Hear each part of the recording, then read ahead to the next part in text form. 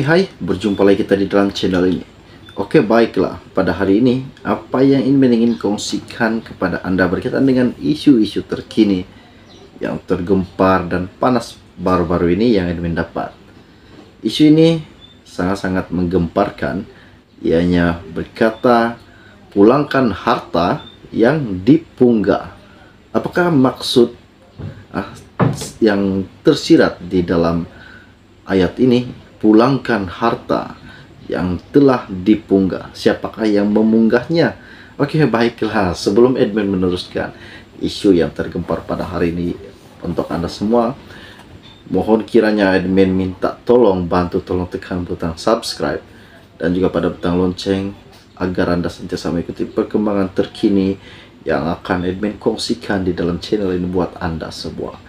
Dan jangan lupa juga bantu admin tolong war-warkan video ini, sharekan kepada rakan maupun keluarga yang berdekatan dengan Anda agar mereka tahu perkembangan terkini, cerita-cerita terkini, info-info terkini yang akan admin sampaikan di dalam channel ini setiap hari untuk Anda semua. Terima kasih. Oke, baiklah, kita akan teruskan isu yang terhangat pada hari ini, di mana isu ini, berita ini admin dapat daripada seorang penulis, yaitu Syahabudin Embun. Ianya berkata, semasa menyampaikan perutusan dalam Majlis Munajat Ambang Tahun Baru 2023 di Masjid Putra baru-baru ini, Perdana Menteri Datuk Seri Anwar Ibrahim telah menarik perhatian kita apabila menegaskan bahawa beliau akan menamatkan amalan rasuah yang didakwanya menggunakan kepimpinan politik dan kedudukan dalam kerajaan sebagai kesempatan untuk memunggah kekayaan. Anwar terus menegaskan bahawa kerajaan ini akan pastikan sekurang-kurangnya sebahagian daripada dana yang dipunggah dipulangkan semula kepada rakyat. Ianya bukan sedikit, ianya amat besar.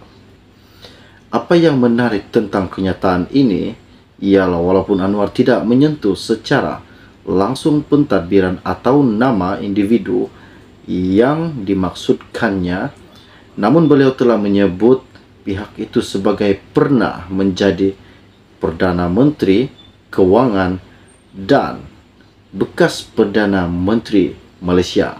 Siapakah yang dimaksudkan? Datuk Seri Anwar yang pernah menjadi Perdana Menteri Kewangan dan bekas Perdana Menteri Malaysia. Oke, kita teruskan. Biarlah teka-teki itu yang akan menjadi perbincangan di kalangan kita semua.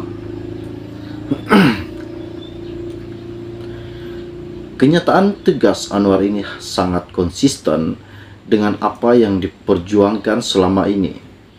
Bahkan sebaik sahaja beliau memegang jawatan Perdana Menteri, beliau telah menegaskan akan memecat mana-mana menteri dalam kerajaan perpaduan yang terlibat dengan rasuah atau salah guna kuasa, jelas menunjukkan bahawa Anwar begitu serius dan komited memerangi rasuah.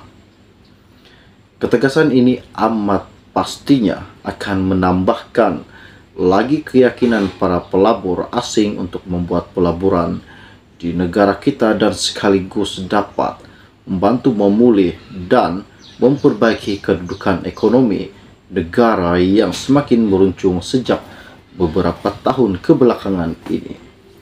Hal ini perlu diberikan perhatian kerana Malaysia merupakan negara perdagangan yang selama ini mencatat kadar pertumbuhan ekonomi berdasarkan usaha kita menerima pelaburan domestik dan luar negara. Sebenarnya rakyat Malaysia sudah lama sadar yang masalah rasuah sememangnya boleh dilibatkan seperti bara yang merosakkan kehidupan dan ekonomi di negara kita ini. Perkataan seperti nepotisme, kronisme, dan kreativitas sering dikaitkan dengan masalah rasuah dan salah guna kuasa di Malaysia. Apatah lagi masalah ini sering juga dikaitkan dengan nama-nama mereka yang terlibat dalam dunia politik dan pentadbiran Rakyat sudah muak dan mahukan kerajaan terus memerangi musuh negara ini. Semasa menyampaikan perutusan dalam Majlis Munajat Ambang Tahun Baru 2023 di Masjid Putra baru-baru ini, Perdana Menteri Datuk Seri Anwar Ibrahim telah menarik perhatian kita apabila menegaskan bahawa beliau akan menamatkan amalan rasuah yang didakwanya menggunakan kepimpinan politik dan kedudukan dalam kerajaan sebagai kesempatan untuk memunggah kekayaan. Anwar terus menegaskan bahawa kerajaan ini akan pastikan sekurang-kurangnya sebahagian daripada dana yang dipunggah dipulangkan semula kepada rakyat. Ianya bukan sedikit, ianya amat besar. Apa yang menarik tentang kenyataan ini ialah walaupun Anwar tidak menyentuh secara langsung pentadbiran atau nama individu yang dimaksudkannya, namun beliau telah menyebut pihak itu sebagai pernah menjadi Perdana Menteri Kewangan dan bekas Perdana Menteri Malaysia. Siapakah yang dimaksudkan? Datuk Seri Anwar yang pernah menjadi Perdana Menteri Kewangan dan bekas Perdana Menteri Malaysia. Oke, kita teruskan. Biarlah teka-teki itu yang akan menjadi perbincangan di kalangan kita semua. Kenyataan tegas Anwar ini sangat konsisten dengan apa yang diperjuangkan selama ini. Bahkan sebaik sahaja beliau memegang jawatan Perdana Menteri, beliau telah menegaskan akan memecat mana-mana menteri dalam kerajaan perpaduan yang terlibat dengan rasuah atau salah guna kuasa, jelas menunjukkan bahawa Anwar begitu serius dan komited memerangi rasuah. Ketegasan ini amat pastinya akan menambahkan lagi keyakinan para pelabur asing untuk membuat pelaburan di negara kita dan sekaligus dapat membantu memulih dan memperbaiki kedudukan ekonomi negara yang semakin meruncung sejak beberapa tahun kebelakangan ini.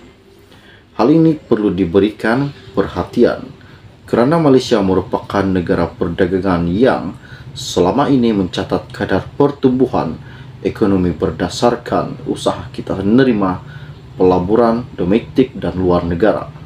Sebenarnya rakyat Malaysia sudah lama sedar yang masalah rasuah sememangnya boleh dilibatkan seperti bara yang merosakkan kehidupan dan ekonomi di negara kita ini. Perkataan seperti nepotisme, kronisme, dan klientelisme sering dikaitkan dengan masalah rasuah dan salah guna kuasa di Malaysia. Apatah lagi masalah ini sering juga dikaitkan dengan nama-nama mereka yang terlibat dalam dunia politik dan pentadbiran. Rakyat sudah muak dan mahukan kerajaan terus memerangi musuh negara ini.